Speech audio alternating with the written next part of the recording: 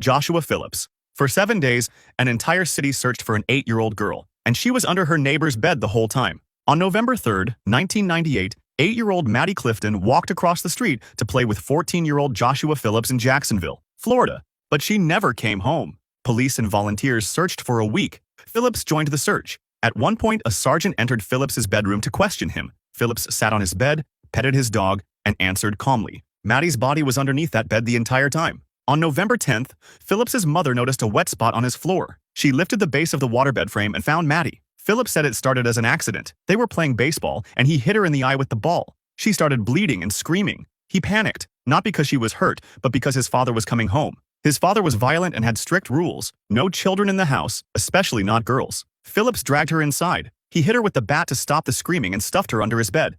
When his father came home, he acted normal, then went back to his room. Maddie was still alive, moaning under the mattress. He lifted it, cut her throat, and stabbed her 7 times. Then he went to school the next morning, and the morning after that, every morning for a week, sleeping on top of the body of the girl he killed. Phillips was convicted of first-degree murder and sentenced to life without parole. He was just 14. The prosecutor who put him away later said he had second thoughts. The sheriff who pushed for the sentence admitted, "I never got the feeling it was a malicious, calculated murder. It was an impulsive act that, given a different set of circumstances, would never have happened." Phillips is still in prison.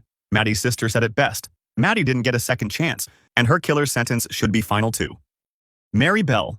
Her mother tried to kill her before she could walk, and by the time she was 10, she was killing other people's children. Mary Bell was born in 1957 in Scotswood, one of the poorest neighborhoods in Newcastle, England. Her mother was a teenager who sold her body to survive and told nurses to take the thing away from her the moment Mary was born. She dropped her from a window, fed her sleeping pills, sold her to a stranger through an adoption agency. And what happened to Mary inside that house, behind closed doors, starting at the age of 4, was something the courts would later describe as among the worst child abuse ever documented in Britain. Mary never told anyone, but something inside her was building. At school, she tried to strangle classmates, stuffed sand into a girl's mouth, stubbed a cigarette on another child's cheek.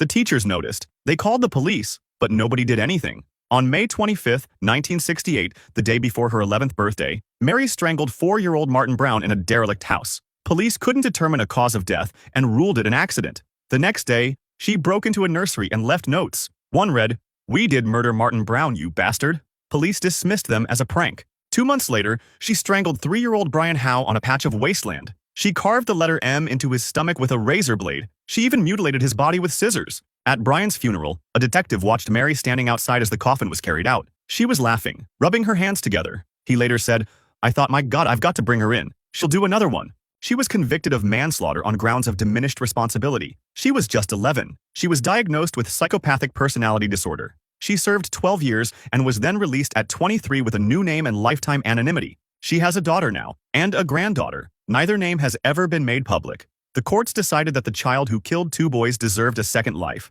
one that no one would ever be allowed to find.